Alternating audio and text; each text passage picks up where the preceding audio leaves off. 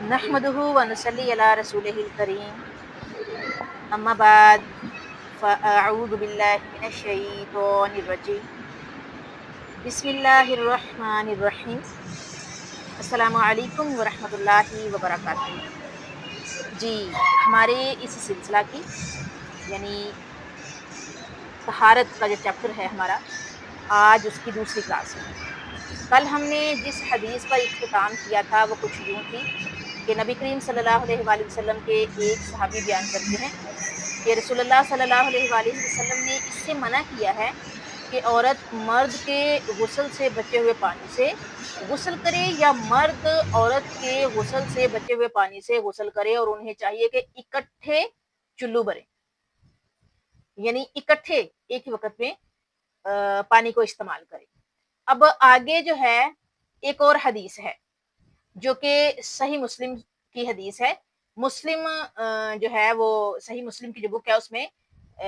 जो है इसे रिवायत किया गया है, मौजूद है उसमें कि हजरत इब्ने अब्बास रज़ियल्लाहु ताला अन्हु से रिवायत है कि नबी करीम सल्लल्लाहु अलैहि वसल्लम हजरत मैमूना रज़ियल्लाहु ताला अन्हा के गुस्ल से बचे हुए पानी से गुस्ल कर लिया करते थे, और मुस्लिम ने इसे रिवायत किया है। इसी तरह से अस्हाबे सुनन ने यूँ रिवायत किया है कि नबी करीम सल्लल्लाहु अलैहि वसल्लम की किसी ज़ौजा मोहतरमा ने एक बड़े बर्तन में गुस्ल किया, फिर आप सल्लल्लाहु अलैहि वसल्लम आए ताकि उसके बचे हुए पानी से गुस्ल फरमा लें। तो इस ज़ौजा ने आप सल्लल्लाहु अलैहि वसल्लम से अर्ज़ किया, मैं हालते जनाबत में थी। आप सल्लल्लाहु अलैहि वसल्लम ने फरमाया, पानी नापाक नहीं होता। तिर्मिज़ी और इब्ने खज़ीमा ने इसे सही कहा है। ठीक है, ये दो हदीस उस हदीस के बाद आई हैं। अब हम जरा देख लेते हैं कि यहाँ कल जो हिसाब किताब हमने देखा, आगे भी हम देखते हैं कि पहली हदीस से तो हमें मालूम होता है, जो कल हदीस आपके सामने रखी थी, पहली हदीस से तो मालूम होता है कि मर्द के लिए औरत के और औरत के लिए मर्द के गुस्ल से बचे हुए पानी से गुस्ल करना जायज नहीं। जबकि दूसरी हजरत इब्ने अब्बास रज़ियल्लाहु ताला अन्हु और असहाबे सुनन वाली हदीस जो कि अभी आप लोगों के सामने मैंने रखी, उससे इसका जवाज साबित होता है। बज़ाहिर पहली हदीस दूसरी दोनों अहादीस के मुखालिफ मालूम होती है, लेकिन हकीकत में ऐसा नहीं है, बल्कि पहली हदीस में जो मना किया गया है ना, ममानअत, वो कराहत पर महमूल है, यानी कराहत पर मबनी है, और ये वाजिया करने के लिए है कि मर्द और औरत एक दूसरे के बचे हुए पानी से गुस्ल ना करें तो औला और बेहतर है, आला है, बेहतर है। जैसे हम कह नहीं देते कि हाँ जी ये अफजल है, ये बेहतर है, तो औला बेहतर है। और दूसरी हदीस में नबी करीम सल्लल्लाहु अलैहि वसल्लम का अमल इसका जवाज फ्राहम करता है कि अगर कोई मर्द औरत एक दूसरे के बचे हुए पानी से गुस्ल कर लें तो उन पर कोई गुनाह नहीं है। ठीक है, अब आजकल आपने देखा है हमारे पास जो है वो अब हमारे वॉशरूम्स में पानी है, बाथरूम में, टॉयलेट्स में, रेस्ट जो हर जगह पर पानी मौजूद है। जबकि अरब में जब नबी सल्लल्लाहु अलैहि वसल्लम मौजूद थे, हमारे जो असहाब हैं उनके दरमियान, उस वक़्त पानी जो है था वो इतना नहीं था। दूर से पानी लाया जाता था, भरा जाता था मशकीज़ों में और जमा किया जाता था। तो इस वजह से पानी की किल्लत थी और पानी जो है बड़ी एहतियात से इस्तेमाल किया जाता था, और पानी एक बर्तन में भर के उसको इस्तेमाल किया जाता था। जो सहूलतें आज हैं, शावर और मुख्तलिफ किस्म के, वो भी हाथ में पकड़ने वाले फिक्स हैं, जो हम शावर छोड़ते हैं नीचे जब बैठते हैं या उसके नीचे जाते हैं, शावर के नीचे, ये शावर जो हैंडी होता है उसको पकड़ते हैं, सर के ऊपर करते हैं, तो पानी जो है वो शावर से पूरे जिस्म पर बह जाता है। उससे फ़र्क ही नहीं पड़ता कि जी चेक किया जाए बालों की जड़ें गीली हुई हैं कि नहीं हुई, जिस्म के सारे अज़ा गीले हुए हैं कि नहीं हुए, भीग गए हैं, सारे बालों तक पानी पहुँच गया है कि नहीं पहुँच गया, क्योंकि पानी तो जब बहता है तो पैरों तक पानी जाता है। इसलिए ये बहुत कम ही जो है वो है, इसका ख्याल रखा जाता है कि जी पानी बहा कि नहीं बहा, क्योंकि उस वक़्त बर्तनों में पानी होता था, चुल्लू से या किसी भी छोटे बर्तन से किसी भी तरीके से पानी अपने ऊपर डाला जाता था। उससे पहले वज़ू किया जाता था, फिर चुल्लू में पानी भरकर जिस्म पे मला जाता था और उसके बाद जो है वो सर धोया जाता था, नहाया जाता था और फिर جو نہانے کی جو جگہ ہے، واش روم، باتھ روم جو بھی ہے، اس سے الگ ہو جاتے تھے اور الگ ہونے سے پہلے پاؤں دھوتے تھے. لیکن اب چونکہ سسٹم ویسا نہیں ہے، بہت ترقی ہے، اس لیے ایسی نوبت ہی نہیں آتی کہ پانی برتن میں بھرا جائے اور مرد و عورت اکٹھے جو ہے وہ ایک ہی برتن میں سے جو ہے وہ غسل کریں. لیکن یہ ایک جو چیز تھی آپ لوگوں کے سامنے رکھی کہ نبی صلی اللہ علیہ وآلہ وسلم کا طریقہ کار کیا تھا پانی کے حوالے سے، پانی کی پاکی کے حوالے سے. یہ سارا سلسلہ آپ کے سامنے رکھا اور احادیث بھی رکھی ہیں آپ کے سامنے. اب اگلی حدیث آپ کے سامنے رکھتے ہیں کہ حضرت ابو ہریرہ رضی اللہ تعالیٰ عنہ سے روایت ہے کہ رسول اللہ صلی اللہ علیہ وآلہ وسلم نے فرمایا تم میں سے کسی کے برتن میں جب کتا منہ ڈال جائے تو اس برتن کی طہارت یوں ہوگی، اس برتن کی طہارت جس برتن میں کتا منہ ڈال جائے اس برتن کی طہارت یوں ہوگی کہ اسے 7 مرتبہ دھویا جائے. پہلی مرتبہ مٹی کے ساتھ اچھی طرح ملا جائے، اور مسلم نے اسے روایت کیا ہے. اور مسلم کی ایک روایت میں یہ لفظ ہے اس برتن میں جو کچھ موجود ہو اس کو انڈیل دینا چاہیے. اگر پانی ہے، کوئی چیز ہے، کھانا ہے جس میں منہ مار دیا ہے. ایک جو روایت ہے مسلم کی وہ یہ بھی ہے، یہ لفظ ہے کہ اس برتن میں جو کچھ موجود ہے اس کو انڈیل دینا چاہیے. اور ترمذی میں یہ لفظ ہے آخری مرتبہ یا پہلی مرتبہ مٹی کے ساتھ ملا جائے. ٹھیک ہے، اب ہم اس حدیث کو دیکھ لیتے ہیں کہ جس کو کہتے ہیں فہم الحدیث. اس حدیث سے معلوم ہوا کہ اگر کسی کے برتن میں کتا منہ ڈال جائے تو اس پر واجب ہے کہ وہ اسے 7 مرتبہ دھوئے. امام احمد رحمہ اللہ، امام شافعی رحمہ اللہ، امام مالک رحمہ اللہ، امام ابن سیرین رحمہ اللہ، امام اوزائی رحمہ اللہ، امام اسحاق رحمہ اللہ، امام ابو ثور رحمہ اللہ، امام ابو عبید رحمہ اللہ اسی چیز کے قائل ہیں. البتہ احناف کا کہنا ہے کہ 7 مرتبہ دھونا مستحب اور 3 مرتبہ دھونا واجب ہے. اور ان کی دلیل جو ہے، دلیل کیا دیتے ہیں؟ ان کی دلیل حضرت ابو ہریرہ رضی اللہ تعالیٰ عنہ کا قول ہے. حالانکہ حضرت ابو ہریرہ رضی اللہ تعالیٰ عنہ سے 7 مرتبہ دھونے کا قول منقول نہیں ہے،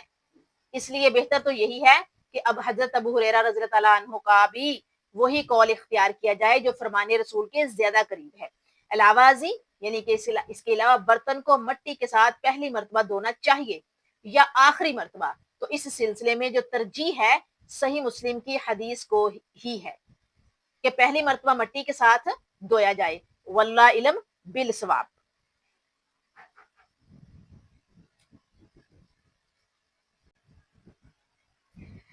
اس حدیث سے یہ بھی ثابت ہوتا ہے کہ لعاب دہن نجس ہے. کتے کا صرف لعاب ہی نجس ہے، اس کا مکمل جسم اس کے متعلق اہل علم کے مابین اختلاف ہے.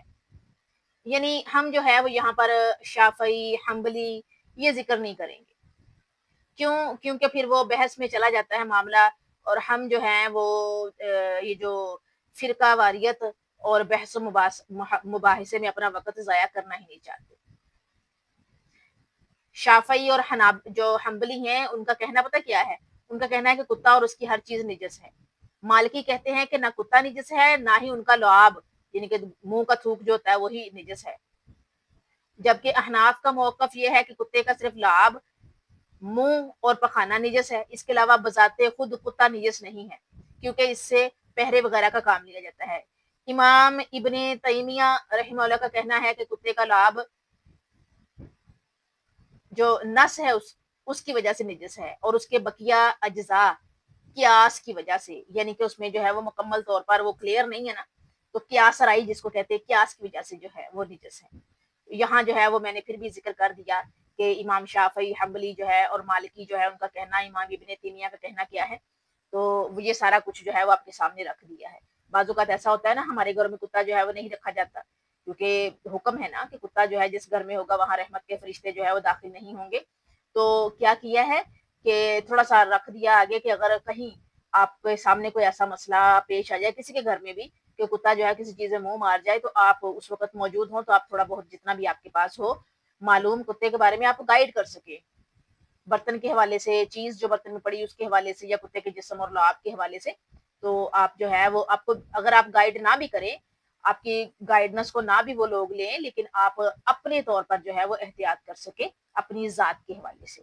چلے جی آگے ہم چلتے ہیں۔ آگے ہے جی ایک اور حدیث، حضرت ابو قتادہ رضی اللہ تعالیٰ عنہ سے روایت ہے کہ رسول اللہ صلی اللہ علیہ وآلہ وسلم نے بلی کے بارے میں فرمایا، یہ ناپاک نہیں ہے، یہ تو تم پر بکثرت چکر لگانے والا جانور ہے۔ اس حدیث کو چاروں یعنی ابو داؤد، ترمذی، نسائی اور ابن ماجہ نے روایت کیا ہے، اور ترمذی اور ابن خزیمہ نے اسے صحیح کہا ہے۔ ٹھیک ہے، جو آپ کے سامنے ذکر کی نا حدیث، اس کی کچھ تفصیل یوں ہے کہ حضرت ابو قتادہ رضی اللہ تعالیٰ عنہ کے لیے وضو کا پانی رکھا ہوا تھا، اچانک ایک بلی آئی اور اس سے پانی پینے لگی۔ یہ دیکھ کر ابو قتادہ رضی اللہ تعالیٰ عنہ نے بلی کے لیے برتن کو مزید جھکا دیا اور اس نے پانی پی لیا۔ پھر لوگوں نے اس کے متعلق دریافت کیا تو آپ صلی اللہ علیہ وآلہ وسلم نے فرمایا کہ میں نے رسول اللہ صلی اللہ علیہ وآلہ وسلم سے سنا ہے کہ بلی ناپاک نہیں۔ اس حدیث سے یہ ثابت ہوتا ہے کہ نہ تو خود بلی ناپاک ہے اور نہ ہی وہ چیز جسے بلی چھو لے یا جس میں منہ ڈال لے، البتہ یہ شرط ہے کہ بلی کے منہ کو کوئی ناپاک چیز نہ لگی ہو۔ یہ حدیث ایک اہم قاعدے کے حق میں دلیل بھی ہے، ٹھیک ہے، اہم قاعدے کے حق میں دلیل بھی ہے۔ اب ہم لوگ جو ہے گھروں میں جب بلی کسی چیز میں منہ مار جاتی ہے نا تو بڑے لوگ کہتے ہیں کہ نہیں جی بلی نے منہ مارا ہے، اس کو یہ تو صحیح نہیں ہے۔ اکثر میں نے اپنے گھر میں دیکھا بھی، میرے جو بڑے تھے یعنی کہ میرے جو ساس اور سسر، تو اس چیز کو وہ لیتے تھے، جبکہ مجھے جہاں تک علم تھا میں پتہ کیا کرتی تھی، موسٹلی دودھ پہ آتی تھی بلی۔ اکثر میری عادت تھی کہ میں دودھ جو ہے وہ گرم ہوتا تھا تو اس پہ کوئی برتن نہیں دیتی تھی، تو کوئی جالی والا برتن اوپر رکھنا میں نے کچن میں اور خود میں نے کچن سے نکل آنا، تو بلی جو ہے وہ خاموشی کے ساتھ آتی تھی، شیلف پہ چڑھ کے بلی دودھ پی جاتی تھی، اور ہلکا سا بھی مجھے آہٹ ہونی تو میں نے فوراً دوڑنا کہ میں نے تو اس کے اوپر کوئی وزنی برتن نہیں دیا، جالی والا برتن دیا ہوا ہے، لائک کوئی ڈھکن جالی والا یا کوئی جسے پلاسٹک کی چھابی ہوتی ہے روٹی رکھنے والی چنگیر، وہ رکھ دینی کہ جو دودھ ہے وہ ذرا ٹھنڈا ہو جائے۔ تو بلی جو ہے وہ بلی کو پتا ہوتا ہے، جانور کو پتا ہوتا ہے کہ یہ چیز یہاں ہے، اور خوشبو آتی ہے اس کو، اور بلی کی تو ناک ہی بڑی تیز ہے، تو میں نے جب دوڑ کے جانا تو بلی اسے منہ مار جاتی تھی، تو میری ساس نے یا سسر نے جو ہے دیکھ لینا یا ان کو آہٹ آ جانی تو کہنا نہیں بھی گرا دو، جبکہ میں نے پڑا ہوا تھا، سو میں نے پتا کیا کرنا، میں نے اس دودھ کو دوبارہ جو ہے چولہے پہ رکھنا، آگ جلا دینی تیز، اس کو ایک ابال آنا، ابال جب آنا تو میں نے اس کو دودھ کو سائڈ پہ کر دینا اور اس کو میں استعمال کر لیتی تھی۔ یعنی بچے میرے پیتے تھے نا فیڈر، تو میں خود بھی چائے پینی وہ میں استعمال کر لیتی تھی بچا ہوا دودھ، کیونکہ میں نے خود پڑھا ہوا تھا مدرسے میں بھی بعد میں بھی کہ بلی کی جو منہ ہے نا، خاص طور پر میں احتیاط کرتی تھی کہ بلی کے منہ کے اوپر جو بال ہوتے ہیں لمبے لمبے جیسے مونچھ ہوتی ہے، وہ جو ہے وہ نہ ہو یا وہ اندر نہ گری ہوئی ہو، کیونکہ بلی جب چوہا کھاتی ہے نا یا کوئی ناپاک چیز کھاتی ہے تو زبان تو اس کی منہ کے اندر چلی جاتی ہے، اس کے بعد وہ پانی بھی پی لے جا کے یا کوئی چیز کسی کے گھر میں گھس کے دودھ پی لے، تو وہ جو باہر والا سسٹم ہے نا وہ نہیں دھلتا، ناپاکی جو ہے وہ وہیں پہ ہوتی ہے، پھر جراثیم بھی ہوتے ہیں، اس سے میں احتیاط کرتی تھی۔ باقی یہ ہے کہ میں استعمال کر لیتی تھی، بتاتی نہیں ہوتی تھی اپنے بڑوں کو، لیکن استعمال میں نے کیا ہے، ایک مرتبہ نہیں 3-4 مرتبہ، بلکہ اس سے زیادہ مرتبہ میں کر چکی ہوں، 5 مرتبہ 6 مرتبہ تو کیا ہے میں نے الحمدللہ استعمال۔ تو یہی چیز تھی جو میں نے پڑھی ہوئی تھی مدرسے میں، جامعہ میں، اور اس کے بعد بھی میں نے پڑھی تھی، تو میں نے اس کو ذہن میں رکھا اور اپنے آپ کو سمجھایا کہ جب ہمارے اللہ نے حکم دیا ہے، نبی صلی اللہ علیہ وآلہ وسلم نے جو ہے وہ کر کے دکھایا ہے، تو مجھے بھی اس سے استفادہ کرنا چاہیے، اپنی کراہت کو کم کرنا چاہیے۔ آگے ایک اور حدیث آپ کے سامنے رکھتے ہیں کہ حضرت انس رضی اللہ تعالیٰ عنہ کا بیان ہے کہ ایک دیہاتی آیا اور اس نے مسجد کے کونے میں پیشاب کرنا شروع کر دیا، لوگوں نے اسے ڈانٹا تو نبی کریم صلی اللہ علیہ وآلہ وسلم نے انہیں روکا، جب وہ پیشاب سے فارغ ہوا تو آپ صلی اللہ علیہ وآلہ وسلم نے پانی کا ایک ڈھول لانے کا حکم دیا، پھر اس جگہ پر جہاں اس نے پیشاب کیا تھا اسے بہا دیا۔ بخاری اور مسلم کی متفق علیہ حدیث ہے، یہ والی بخاری اور مسلم کی حدیث ہے، ٹھیک ہے۔ یہاں پر ہم اس کے بارے میں جو ہے وہ جو ہم تک پہنچا ہے علم وہ کچھ یوں ہے کہ اس حدیث سے ثابت ہوتا ہے کہ انسان کا پیشاب ناپاک ہے، اسی وجہ سے آپ صلی اللہ علیہ وآلہ وسلم نے اس پر پانی بہانے کا حکم دیا۔ امام صنعانی رحمہ اللہ کا کہنا ہے کہ اس پر اجماع ہے، اس سے یہ بھی پتہ چلتا ہے کہ زمین کو پاک کرنے کے لیے اس پر پانی بہا دینا کافی ہے۔ امام شافعی، امام احمد، امام مالک اور امام ظفر رحمہ اللہ اسی کا قائل ہیں۔ امام شوکانی رحمہ اللہ مذکورہ بالا یعنی کہ جو آپ کے سامنے ذکر کیا نا میں نے حدیث کے متعلق فرماتے ہیں کہ یہ حدیث اس بات کا واضح ثبوت ہے کہ پانی بہانے سے زمین پاک ہو جاتی ہے، اسے کھودنا ضروری نہیں۔ ٹھیک ہے، کھودنا ضروری نہیں ہے۔ تاہم احناف جو ہیں ان کا موقف یہ ہے کہ پانی بہانے کا عمل سخت زمین کے ساتھ خاص ہے، اگر زمین نرم ہو تو اسے کھودنا واجب ہے۔ یاد رہے کہ انہوں نے جن دلائل کی وجہ سے یہ موقف اپنایا ہے، احناف نے جن دلائل کی وجہ سے یہ موقف اپنایا ہے وہ دلائل ضعیف ہیں۔ یہ سارے سلسلے آپ کے سامنے اس لیے رکھے تاکہ آنے والے وقت میں اگر کوئی آپ کو اس کا حوالہ دے تو آپ کے علم میں یہ بات آ چکی ہو، آپ کے کانوں نے یہ سنا ہوا ہو، کانوں سے گزری ہوئی ہو کہ یہ بات تو ہم نے پہلے سنی تھی۔ اس حدیث سے اور بھی بہت سے فوائد سامنے آتے ہیں، مثلا جاہل کے ساتھ نرمی برتنا۔ اب وہ بندہ جو آیا تھا اس کو اتنا علم نہیں تھا، اس لیے تو اس نے یہ کیا، لیکن اس کے ساتھ نبی صلی اللہ علیہ وسلم نے کیا کیا؟ نرمی برتی۔ آپ صلی اللہ علیہ وآلہ وسلم کا حسن اخلاق اور تعلیم دینے میں نرمی سے کام لینا، مساجد کا احترام، کیونکہ جب دیہاتی پیشاب سے فارغ ہوا تو نبی صلی اللہ علیہ وآلہ وسلم نے اس سے فرمایا مساجد میں پیشاب وغیرہ جیسے کام درست نہیں، کیونکہ مساجد تو صرف ذکر الہی اور تلاوت قرآن کے لیے ہیں۔ چھوٹے نقصان کو اختیار کر کے بڑے نقصان سے بچ جانا، جیسا کہ آپ صلی اللہ علیہ وآلہ وسلم نے ان صحابہ کو روکا جو اسے جھڑک رہے تھے، کیونکہ اگر اسے روکا جاتا تو ایک طرف جہاں اسے پیشاب روکنے کی وجہ سے جسمانی اذیت کا سامنا کرنا پڑتا، تو دوسری طرف صرف ایک جگہ ہی نہیں بلکہ مسجد کی بہت ساری جگہ کے ساتھ ساتھ اس کا لباس بھی پیشاب سے آلودہ ہو جاتا، خراب ہو جاتا۔ ٹھیک ہے، تو کتنی حکمت سے، کس قدر خوبصورت انداز کے ساتھ نبی صلی اللہ علیہ وسلم نے اس مسئلے کو سولو کیا کہ اسے روکا بھی نہیں، جسمانی اذیت سے بچا لیا، کپڑے خراب ہونے سے بچا لیے، مسجد کا زیادہ حصہ خراب ہونے سے بچا لیا، دوسرا اس کے ساتھ نرمی برتی تاکہ جب اسے میں بعد میں سمجھاؤں تو کیا ہو کہ وہ سمجھ جائے۔ تیسرا پانی کا ڈول منگوا کے پانی بہایا، صحابہ کو بھی ترغیب دی، تربیت دی، اس انسان کو بھی، اس صحابی کو بھی ترغیب دی کہ جو آ کے جس نے جو ہے وہ پیشاب کیا تھا۔ اب پیشاب کرنے والا جو ہے مسجد میں جو آیا تھا وہ کون تھا؟ اس کے متعلق کہا جاتا ہے کہ وہ ذو الخو یسرت یمانی تھے اور ان کا پیٹ بھی بڑا ہوا تھا۔ ٹھیک ہے، یہ ہو گیا ہمارا یہاں تک نبی صلی اللہ علیہ وسلم کے تربیت کرنے کا انداز، اور ایک ہی مسئلے کو مختلف اینگلز سے انہوں نے دیکھا، سمجھا، پرکھا چند لمحوں میں، پھر اس پر عمل کر کے دکھایا، کیسے جو ہے انہوں نے دیہاتی کو بچایا، صحابہ کو جو ہے وہ بڑی مشکل سے بچایا، صحابہ کو سمجھایا، تربیت دی، مسجد کا بھی احترام جو ہے وہ واضح کیا اور جگہ بھی پاک کر دی۔ کتنے مسئلے انہوں نے ایک چھوٹے سے انسیڈنٹ سے، ایک چھوٹے سے مسئلے سے انہوں نے سمجھا دیے۔ حضرت ابن عمر رضی اللہ تعالیٰ عنہ سے مروی ہے کہ رسول اللہ صلی اللہ علیہ وآلہ وسلم نے فرمایا ہمارے لیے دو مری ہوئی چیزیں اور دو خون حلال کیے گئے ہیں، بس دو مری ہوئی چیزیں ہیں، ٹڈی اور مچھلی، اور رہے دو خون تو وہ ہیں جگر اور تلی۔ ٹھیک ہے، اسے احمد اور ابن ماجہ نے روایت کیا ہے اور اس میں کچھ ضعف بھی ہے۔ اب اس حدیث سے معلوم ہوا، یہ جو حدیث آپ کے سامنے رکھی ہے، اس حدیث سے معلوم ہوا کہ ٹڈی اور مچھلی کسی بھی طرح بغیر ذبح کیے مر جائیں مطلق طور پر حلال ہیں، ان کی موت کو کسی شرط کے ساتھ مشروط کرنا درست نہیں۔ ابھی کل بھی آپ لوگوں کو میں نے بتایا کہ مچھلی یا وہ سمندری پانی کے حیاتیات جو کہ صرف پانی میں رہتے ہیں، ٹھیک ہے، جو کہ صرف پانی میں رہتے ہیں، پانی سے باہر نکلیں گے تو وہ مر جائیں گے، وہ رہ نہیں سکیں گے، سروائیو نہیں کر سکیں گے، تو وہ حیاتیات وہ حلال ہے، مردار بھی حلال ہے پانی کا۔ یہاں پر جو ہے وہ مچھلی اور ٹڈی کا ذکر ہے،